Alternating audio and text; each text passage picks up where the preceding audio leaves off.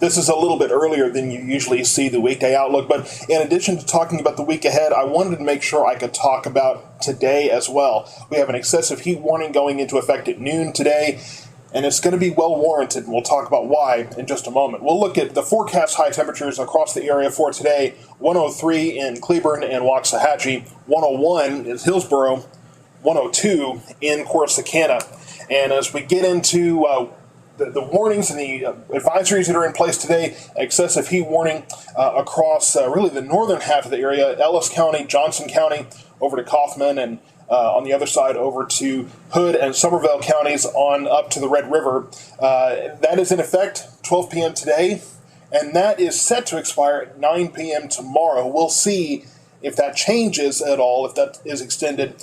Heat advisory down to the south. So here in Bosque County to Hill, Navarro County, Henderson County, down to McLennan County there. Again, that same time period. If anything, the heat advisory may be lifted up north if the excessive heat warning isn't warranted over the next few days, and we'll talk about the temperatures as well.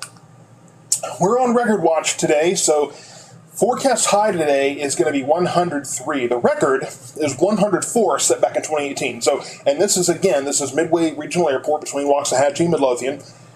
We might get close to breaking that. We may not quite. It kind of depends on how the day goes. The forecast is 103. So if we can manage to get that a couple of degrees higher, we may break another record today.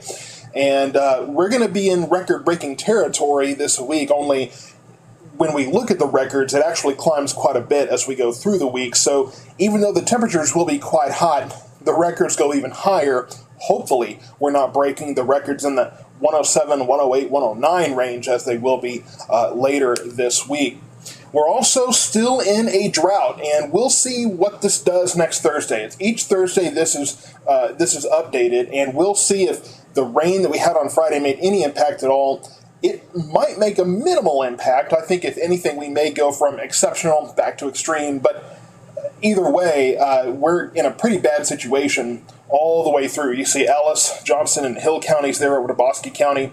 It's just not a good situation across our area. And really, I think that we need to be paying quite a bit of attention to the next several days as the winds pick up as well, and that's going to make it even easier for any grass fires to start to spread. So let's take a look at the forecast. A couple of things I want to show you here. I have a 10% chance of rain for tomorrow morning, overnight tonight, tomorrow morning.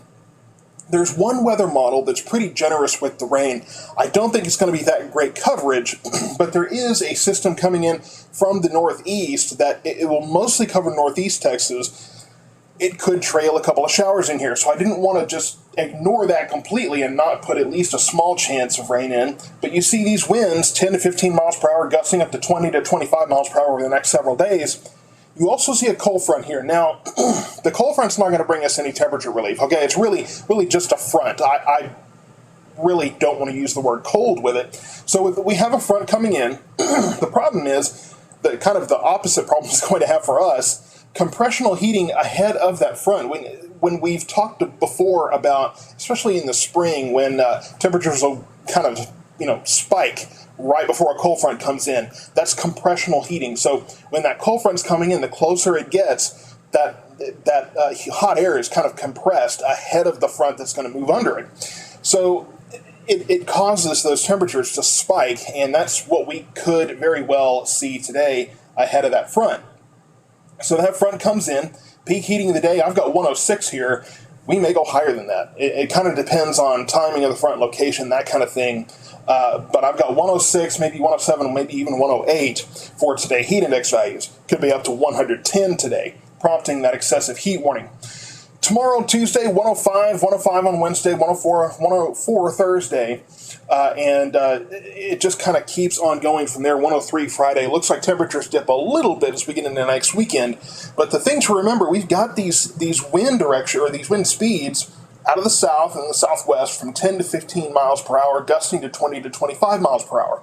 We saw in Johnson County just last week how devastating, or I think really over, I believe it was Friday that we saw that grass fire spread so quickly.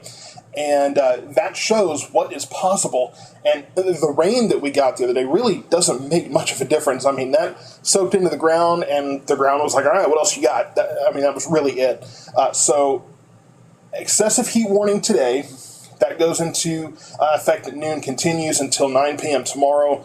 And then really elevated fire danger as well for the entire area as we continue these terrible drought conditions. The winds can carry those fires very, very quickly. So stay safe not only in the heat, but remember there is a burn ban in place for pretty much the majority of Texas. I think there's maybe 1 or 2 counties on the Red River in North Texas that are not included, but all 4 counties in our coverage area are definitely under burn bans. So any outdoor flame really should be limited if used at all within the confines of that. And if you do absolutely have to use some sort of outdoor open flame, please use caution. I know some people have some leftover firecrackers and those kind of things. This is not the time. Could very well get out of hand and get dangerous very quickly. I'll be bringing updates on the possibility of maybe a little rain. There's also discussion of whether there could be some development along the front as that comes through. Still a lot of uncertainty and really a lot of discord between all of the models, but I'll continue to monitor that as well. For now, stay safe and stay cool. I'll see you next time.